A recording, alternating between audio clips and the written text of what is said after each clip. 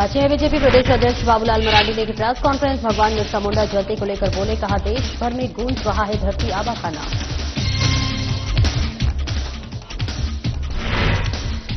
राज्य स्थापना का 25वां गौरवशाली वर्ष के अवसर पर रथ रवाना, समाहरणालय परिसर से जागरूकता रथ रवाना।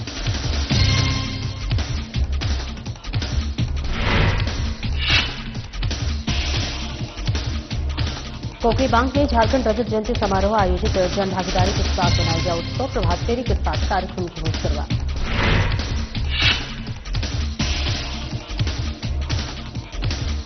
गिरिडीह में दिवसीय सांसद खेल महोत्सव आयोजित, युवाओं ने बढ़कर कर दिया हिस्सा, फुटबॉल टूर्नामेंट में युवाओं ने दावेदारी की पेश।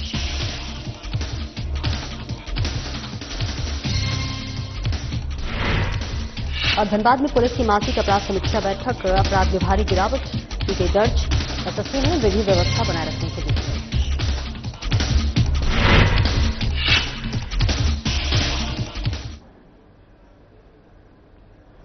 नमस्कार, स्वागत है आपका। मैं हूं आपके साथ सपना दीपक मलतेशिया। बुलेटिन का आगाज करेंगे। प्रदेश में दोनों चरणों के विधानसभा चुनाव बंपर वोटिंग होने के बाद अब मतगणना की तैयारी शुरू हो गई है।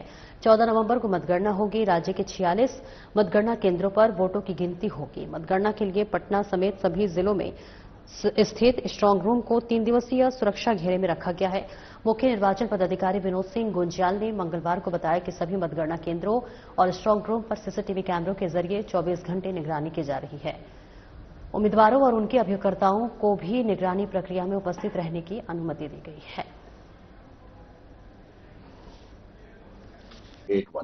तो ये डिस्ट्रिक्ट वाइज है। मेल फीमेल का भी फर्स्ट चरण का जो है, प्रथम चरण का, उसमें 69.04 फीमेल था ओवरऑल फर्स्ट चरण का, और 61.56 जो मेल का था। और सेकंड चरण का अभी हम लोग डाटा कलेक्ट कर रहे हैं, तो ये 1 घंटे के अंदर आप लोगों को, जब 2000 बूथों का भी हो जाएगा, तो ये सारा आपको एसी वाइज और डिस्ट्रिक्ट वाइज भी उपलब्ध करा दिया जाएगा। मतगणना डिस्ट्रिक्ट वाइज लगभग जो केंद्र हैं, लगभग आई थिंक 40 हैं, 46 हम लोग के पास मतगणना केंद्र हैं। तो कुछ चेंजेस भी हुए हैं इसमें, और सभी जगह जितने भी हमारे ईवीएम्स आए हैं, सभी जगह हम लोग की व्यवस्था हम लोगों ने कर ली है। प्रदेश के उप मुख्यमंत्री सम्राट चौधरी ने दूसरे चरण का चुनाव खत्म होने के बाद बिहार की जनता का धन्यवाद किया और साथ ही नरेंद्र मोदी, अमित शाह के अलावा नीतीश कुमार सहित सभी नेताओं को धन्यवाद किया। कहा कि 70% से अधिक मतदान होना ये बिहार के लोगों के लिए सुनहरा अवसर है। जनता ने जिस तरह से मतदान किया है, 2010 से ज्यादा सीट जीतेंगे। बिहार की जनता ने एनडीए की सरकार को 2/3 बहुमत देने का काम किया है। वही कहा कि एग्जिट पोल से ज्यादा बहुमत मिलेगा। बाकी सम्राट चौधरी ने क्या कुछ कहा, ये आपको सुनवाते हैं। भारतीय जनता पार्टी के राष्ट्रीय मीडिया प्रभारी संजय मयूर जी, प्रदेश के मीडिया प्रभारी नागेश अग्रवाल जी, हमारे पार्टी के नेता, पार्टी के पदाधिकारी संतोष रंजन जी और सभी मीडिया के साथी, आज मैं बिहार की जनता को धन्यवाद देता हूं और अपने केंद्रीय नेतृत्व आदरणीय प्रधानमंत्री नरेंद्र मोदी जी, आदरणीय गृह मंत्री अमित शाह जी, आदरणीय राष्ट्रीय अध्यक्ष जी, हमारे कई पूर्व राष्ट्रीय अध्यक्ष राजनाथ जी, नितिन जी, कई प्रदेशों के मुख्यमंत्री आए और बिहार की स्पष्ट दिखा जिस तरह जनमत पहले फेज के चुनाव में 65% से अधिक मतदान हुए और सेकेंड फेज में लगभग 70% से अधिक मतदान होने की संभावना है, क्योंकि 67% 5:30 बजे तक का रिपोर्ट है। तो ऐसे परिस्थिति में 70% से अधिक मतदान होंगे। ये बिहार के लोकतंत्र के लिए सुनहरा समय है कि आजादी के बाद सबसे अधिक मतदान बिहार में आज के तारीख में हो रहे हैं और बिहार के युवा, महिला, ईबीसी, पिछड़े, दलित समाज में जिस तरह मैंडेट देकर स्वर्ण समाज के सभी साथी ने बिहार के निर्माण के लिए अपना मतदान किया, बिहार के भविष्य के लिए किया। और लगातार जो गाड़ी ट्रैक पर है बिहार, जिसको कहते हैं रफ्तार पकड़ चुका है बिहार, उस पर जनता का जो रुझान है, जो लोगों का स्नेह प्यार हमारे प्रत्याशी को मिला, इससे स्पष्ट दिख रहा है कि 2010 के रिजल्ट को भी हम पूरी तरह ब्रेक करेंगे और थम्पिंग मेजोरिटी से बिहार में एनडीए की सरकार होगी। और जनता का आशीर्वाद इसी तरह बना रहे, जैसे कि बिहार की उन्नति में लगातार एनडीए के लोग, नीतीश कुमार जी के नेतृत्व में पूरा एनडीए काम करता रहे, मोदी जी के नेतृत्व में राष्ट्रीय स्तर पर काम करता रहे। और पूरी तरह हम लोग स्वस्थ हैं कि बिहार की जनता ने एनडीए की सरकार के लिए 2/3 से अधिक मतदान किया है। जनता का आशीर्वाद हम लोग कबूलते भी हैं और 14 तारीख को जब ईवीएम खुलेगा तो और लोगों को स्पष्ट हो जाएगा। देखिए, एग्जिट के साथ एक्चुअल रिपोर्ट इससे और अधिक आएगी। एक्चुअल रिपोर्ट इससे अधिक आना है और हमारा मानना है कि 50% के आसपास हमारा वोट शेयर होगा। इसलिए जिस तरह लोकसभा में हमको 180 सीट के आसपास हम चुनाव जीते थे, उससे अधिक सीटें बिहार में जीतने का काम किया। मुख्यमंत्री हेमंत सोरेन ने झारखंड मंत्रालय में आयोजित मेगा ब्लड डोनेशन कैंप में रक्तदान कर राज्यव्यापी शैक्षिक रक्तदान महा अभियान की शुरुआत की। ये अभियान झारखंड राज्य की 25वीं वर्षगांठ के अवसर पर 12 से 28 नवंबर 2025 तक चलेगा। मुख्यमंत्री ने कहा कि रक्तदान जीवनदान है और राज्य वासियों से अधिक संख्या में रक्तदान कर अभियान को सफल बनाने की अपील की। उन्होंने कहा कि इस पहल से राज्य में रक्त की कमी दूर होगी और हर जरूरतमंदों को सुरक्षित रक्त मिल सकेगा। कार्यक्रम में मंत्री राधा कृष्ण किशोर, इरफान अंसारी, हफीजुल हसन, योगेंद्र प्रसाद महतो समेत कई वरिष्ठ अधिकारी मौजूद रहे।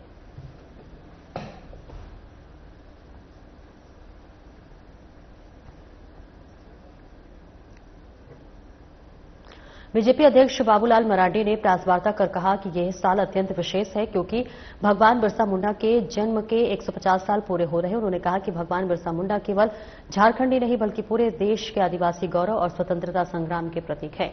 मरांडी ने कहा कि भारतीय जनता पार्टी ने भगवान बिरसा मुंडा के सम्मान को राष्ट्रीय स्तर पर पहुंचाने का कार्य किया। पहले उनकी जयंती सिर्फ छोटे स्तर पर मनाई जाती थी, लेकिन बीजेपी ने इसे देशव्यापी उत्सव का रूप दिया। आज पूरे भारत में धरती आबा के विचारों की गूंज सुनाई देती है। उन्होंने आगे कहा कि भाजपा सदैव आदिवासी समाज के हितों के लिए समर्पित रही है। झारखंड अलग राज्य बनने का सपना भी भाजपा ने साकार किया था। अटल बिहारी वाजपेयी जी के नेतृत्व में झारखंड को उसका अपना गौरव मिला। मरांडी ने याद दिलाया कि कहा कि हर नागरिक भगवान बिरसा मुंडा के संघर्ष, बलिदान और उनके आदर्शों से प्रेरणा ले। उनका जीवन हमें बताता है कि अपनी पहचान और अधिकारों के लिए संघर्ष कभी व्यर्थ नहीं जाता।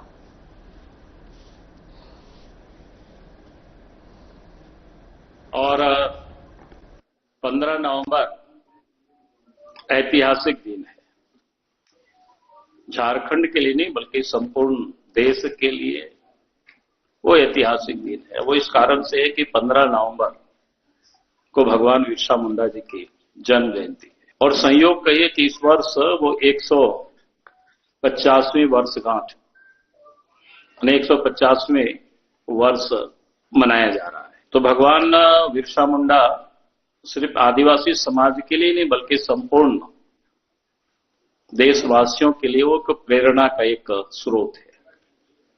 आप सबके ध्यान में है कि जब अंग्रेजों का शासन था तो अंग्रेजों की दस्ता से मुक्त होने के लिए उनके नेतृत्व में जो संघर्ष हुआ वो आप सबके ध्यान में है। लेकिन इन सभी महापुरुषों को एक प्रकार से गुमनाम ही रखा गया था। उनकी कोई बहुत अधिक यानी देश के पैमाने पर लोग जाने भी कि जनजाति समाज में भी कोई महापुरुष पैदा हुए और उन्होंने देश के लिए जो योगदान दिया है उसको एक प्रकार से कुछ कह सकते हैं कि झारखंड के भी कुछ वर्ग के बीच में ही सिर्फ बनाया जाता था। मानो उसको इस रूप में देखा जाता था कि वो सिर्फ आदिवासियों की ही महापुरुष है या आदिवासियों में भी सिर्फ मुंडा जातियों की है और सिर्फ राज्य के आसपास के लोगों की है। देवघर जागरूकता रथ 11 तारीख से 15 तक जिले के सभी प्रखंडों और पंचायतों में आमजनों को जागरूक करेगा। उपायुक्त सह जिला दंडाधिकारी नम्र प्रियेश लकड़ा ने राज्य स्थापना के 25वें गौरवशाली वर्ष के उपलक्ष्य में सूचना और जनसंपर्क विभाग द्वारा जन जागरूकता के लिए संचालित प्रचार वाहनों को समाहरणालय परिसर से हरी झंडी दिखाकर रवाना किया। इस दौरान मीडिया प्रतिनिधियों से बातचीत करते हुए उपायुक्त ने कहा कि ये प्रचार वाहन जिले के सभी 10 प्रखंडों और 194 गांवों में भ्रमण कर झारखंड के 25 सालों की उपलब्धियों, जन कल्याणकारी योजनाओं और विकास कार्यों की जानकारी जन जन तक पहुंचाएंगे।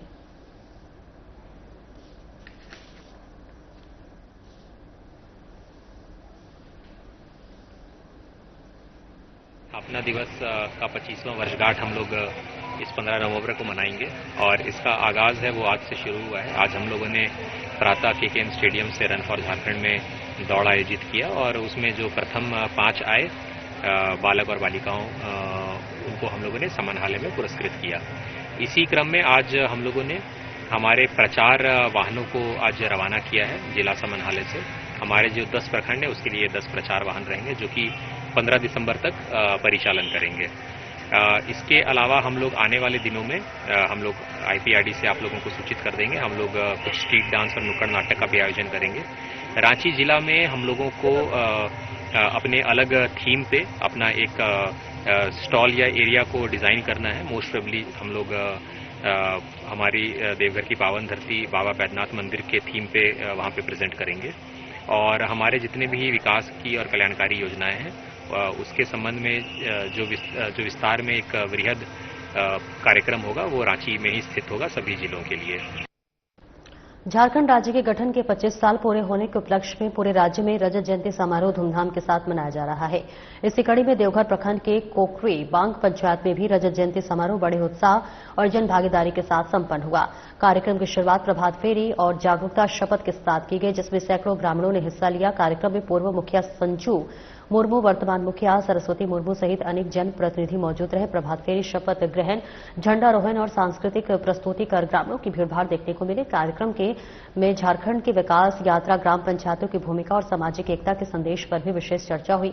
लोगों ने रजत जयंती के इस बेला पर राज्य के उत्थान और विकास की दिशा में मिलकर काम करने का संकल्प लिया। देवघर के ग्रामीण अंचल में झारखंड की रजत जयंती का यह आयोजन न केवल उत्सव का प्रतीक रहा बल्कि ये राज्य के सुनहरे भविष्य की नई शुरुआत का संदेश भी देता है। रजत जयंती समारोह है, उसी में हम लोग सब एकजुट हुए हैं। आज जो नरेगा के काम कोई भी दिख नहीं रहा है, जिसके कारण हम लोग एकजुट होकर जागरूक कर रहे हैं कि कुछ नरेगा का काम अपना पंचायत में विकास हो, कुछ हो और सब श्रमिक को काम मिले।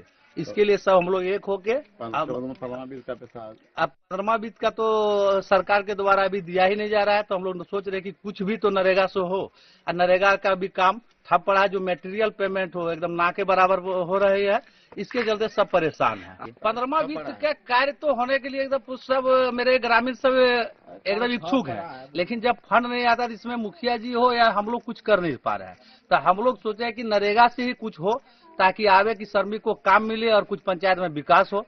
रजत जयंती समारोह के उपलक्ष्य पर हम केंद्र सरकार से मांग करते हैं, जो हमारे ये कल्याणकारी योजना चल रहा है मनरेगा के तहत, ये बहुत ही महत्वपूर्ण योजना है और आज ऐसी स्थिति बन गई है हमारे झारखंड की, जो हमारे श्रमिक लोग हैं उनके हाथ जो है काम के बिना व्यस्त है, उनको बाहर पलायन करने जा रहे हैं। हम केंद्र सरकार से इस कार्यक्रम के माध्यम से हम आग्रह करेंगे और मांग करते हैं कि हमारे झारखंड की जितने भी श्रमिक है उनको काम। और आगे बढ़ेंगे। गिरिडीह जिले के बिरनी में कोटरमा लोकसभा क्षेत्र में दिवसीय सांसद खेल महोत्सव का आयोजन किया गया। बगोदर विधायक नागेंद्र महतो और सांसद प्रतिनिधि देवेंद्र राणा, कई पंचायत के मुखिया और पार्टी के कार्यकर्ता मौजूद रहे। साथ ही यहां अनेकों सुंदरवादी हलकों और गांव के युवाओं ने बढ़ चढ़कर हिस्सा लिया। फुटबॉल टूर्नामेंट में अपनी अपनी दावेदारी पेश की। वही सांसद प्रतिनिधि देवेंद्र राणा ने कहा कि सांसद के द्वारा ये बहुमूल्य कदम है। इससे खेल के साथ साथ सेट एंड हिट इंडिया और यहां के लोकल स्थानीय लोगों को इस तरह का मंच मिला, इससे लोग अपना प्रतिभा को दिखा सके और आगे जिला और लोकसभा से स्टेट लेवल तक जाने का खिलाड़ियों को प्रतिभा पर निर्भर करे। फाइनल मुकाबले में गाडिया 11 युवा क्लब आरवे के बीच खेला गया, जिसमें गाडिया की टीम विजय हुआ। ये आयोजन माननीय प्रधानमंत्री नरेंद्र मोदी जी का सोच है कि युवाओं को, जो गांव के युवा है, युवतियां, उनको आगे बढ़ाना है और निखारना है। जो गांव की प्रतिभा है उसको दिल्ली तक ले जाना है। पूरे देश भर में फिर सभी सांसद खेल महोत्सव आयोजन करना, जिसमें फुटबॉल है, चर्च है और कई तरह के 7-8 खेलों का आयोजन किया गया है।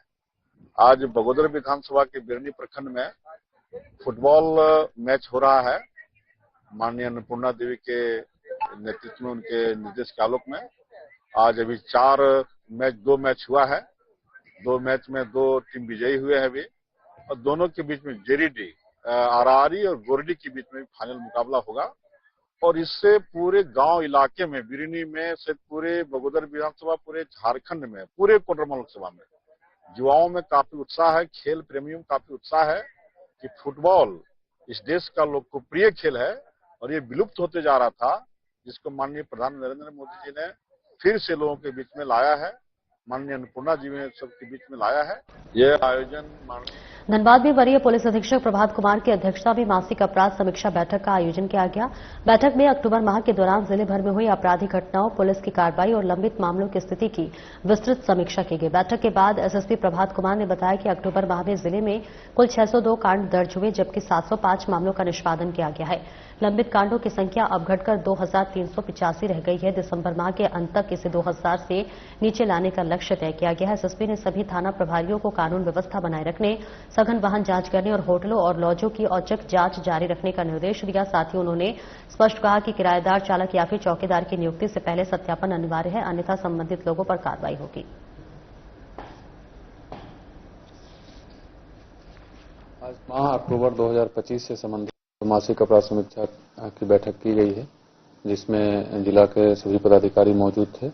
इस मासिक अपराध समीक्षा बैठक में माह अक्टूबर में जितने कांड प्रतिवेदित हुए हैं, जो भी घटनाएं घटी है, उसका उद्भेदन हुआ कि नहीं, उद्भेदन हुआ तो क्या हुआ, उसमें अग्रतर कार्रवाई क्या है, उद्भेदन अगर नहीं हुआ है तो क्यों नहीं हुआ, पूरे माह में कितने केस प्रतिवेदित हुए, उसके अनुपात में कितने कांडों का निष्पादन किया गया, वारंट कुर्की का कितना का निष्पादन किया गया, ये तमाम बिंदुओं पर सभी पदाधिकारियों के साथ बैठक की गई है। ओवरऑल जो अक्टूबर माह था वो काफी सेटिस्फैक्टरी रहा, बिकॉज पूरे अक्टूबर माह में 3 मेजर पर्व त्योहार भी थे जो काफी शांतिपूर्वक बीता है। पुलिस की परफॉर्मेंस अक्टूबर माह में काफी संतोषजनक रही है।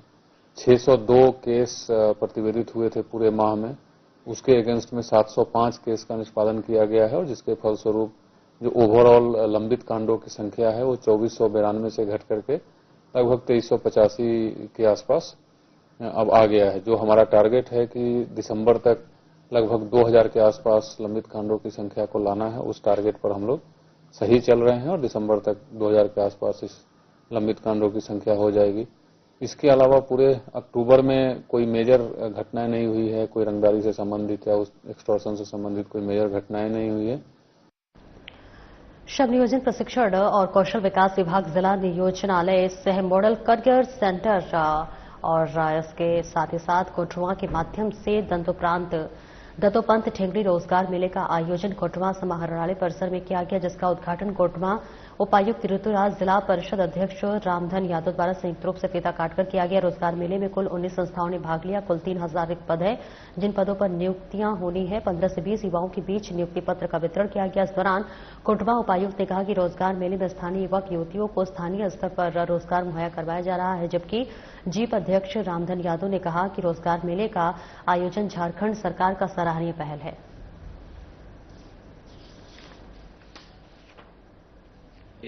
ये राज्य सरकार के श्रम विभाग के अंतर्गत हम लोग समय समय पर रोजगार मेला हम लोग यहाँ पे करते हैं कोडरमा जिला में। अब ये ऐसा एक रेगुलर प्रोसेस हो गया है तो लोगों को भी समझ में आ जाता है कि किस तरीके से ये प्रोसेसिंग होगा। हम लोग पहले से ही इसके प्रचार प्रसार कर देते हैं कि कौन कौन सी सीट किस किस जगहों पे अवेलेबल है। अच्छी बात है कि हमारे कई सारे प्राइवेट सेक्टर के एजेंसीज हमारे यहाँ पे देख सकते हैं लोकल ही हैं, जो लोकल अन्य पदों में जैसे कि आपका टीचर हो गया, एडमिनिस्ट्रेटर हो गया, इन पदों पे ले रहे हैं। इससे क्या है कि एक अच्छा प्लेटफॉर्म बन जाता है, क्योंकि हमारे एम्प्लॉयमेंट ऑफिस एक ऐसा ऑफिस है जिसमें सभी युवाओं को पता है कि यहाँ पे हम रजिस्टर कर सकते हैं। अभी भी जो नहीं रजिस्टर किया उनसे मैं आग्रह करना चाहूँगा कि आप इमीडिएटली रजिस्टर कीजिए, आपका फ़ोन नंबर मेरे पास आ जाता है।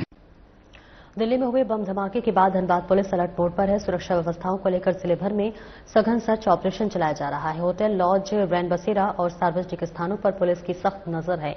धनबाद एसएसपी प्रभात कुमार के निर्देश पर बुधवार को मैथन स्थित डीबूडी चेकपोस्ट पर विशेष वाहन जांच अभियान चलाया गया। झारखंड बंगाल सीमा पर पुलिस ने पश्चिम बंगाल की ओर से आने वाले वाहनों की बारीकी से जांच की। दोपहिया वाहन की डिक्की और दस्तावेज भी खंगाले गए। एसएसपी के मुताबिक दिल्ली ब्लास्ट के बाद सुरक्षा एजेंसियों की ओर से मिले निर्देशों के तहत बॉर्डर पर सतर्कता बढ़ाई गई है।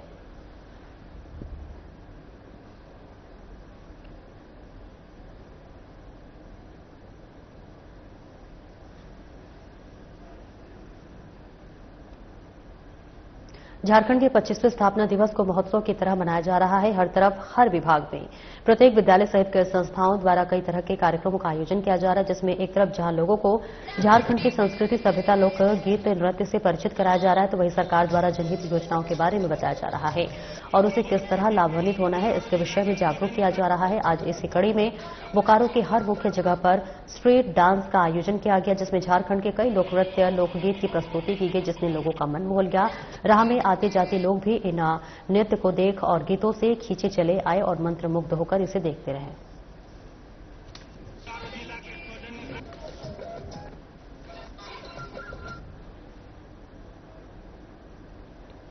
चतरा पुलिस द्वारा जिले में सक्रिय अफीम तस्करों और माफियाओं के विरुद्ध चलाए जा रहे निरंतर सघन छापेमारी अभियान का सार्थक असर दिखने लगा है। एसपी सुमित कुमार अग्रवाल के निर्देश पर जिले के कई थानों की पुलिस तस्करों और माफियाओं के साथ साथ नशे के अवैध कारोबार में संलिप्त सफेद पोशों पर नकेल कस रही और इसी अभियान के तहत जिले की पत्थलगड़ा थाना पुलिस को तस्करों के विरुद्ध बड़ी सफलता हाथ लगी है। एसपी को मिली गुप्त सूचना के आधार पर सिमरिया एसडीपीओ शुभम कुमार खंडेलवाल के नेतृत्व में पत्थलगड़ा थाना प्रभारी राकेश कुमार व एसआई विजय कुमार समेत सशस्त्र बल की संयुक्त टीम ने 5 किलो 472 ग्राम अवैध अफीम के साथ खेप के साथ अंतर्राज्यीय गिरोह के 2 तस्करों को गिरफ्तार किया है। गिरफ्तार तस्करों के पास से तस्करी में प्रयुक्त हुंडई i20 कार और कई कंपनियों का 2 मोबाइल फोन भी जब्त किया गया है।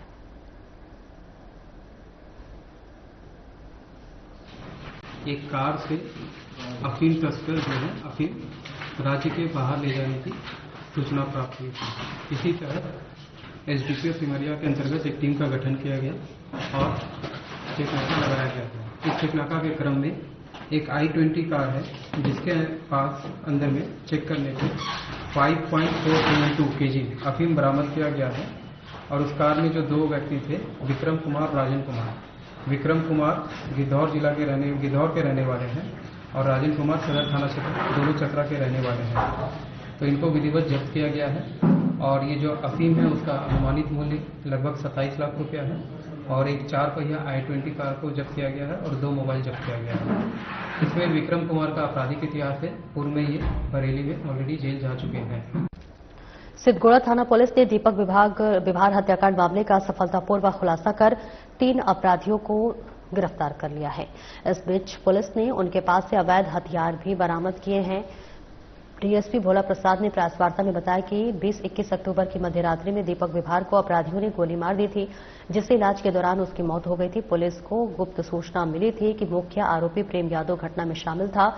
सूचना के आधार पर प्रेम यादव को गिरफ्तार किया गया है। उसकी निशानदेही पर पुलिस ने उसके 2 अन्य साथियों रोशन कुमार और अंगद मुखी को भी दबोच लिया है। गिरफ्तार आरोपियों के पास से एक देसी पिस्टल, एक लोहे का रिवॉल्वर, एक मैगजीन और जिंदा कारतूस बरामद किए गए हैं। डीएसपी भोला प्रसाद ने बताया है कि मामले के मुख्य आरोपी को पहले ही जेल भेजा जा चुका है, जबकि अब 3 और अपराधियों की गिरफ्तारी से पूरे गिरोह का पर्दाफाश हो गया है। दिनांक 20/21/10/2025 की रात्रि सिद्धगोड़ा थाना अंतर्गत कानू भाठा भुंजाडी में एक व्यक्ति को गोली मारकर जख्मी कर दिया गया था, जिसका नाम था दीपक विवर, जिसका इलाज के क्रम में उसकी मृत्यु हो गई। इस संबंध में सिद्धगोड़ा थाना कांड संख्या 144/25 दर्ज कर उसका अनुसंधान किया जा रहा था। अनुसंधान के क्रम में कांड का जो प्राथमिकी अभियुक्त अशोक दुबे थे, जिनको गिरफ्तार किया गया। गिरफ्तार कर पूर्व में उनको जेल भेजा गया था। पुनः उनको पुलिस रिमांड में ला करके और उनसे आगे पूछताछ की गई, जिसमें उनका स्वयं के अतिरिक्त।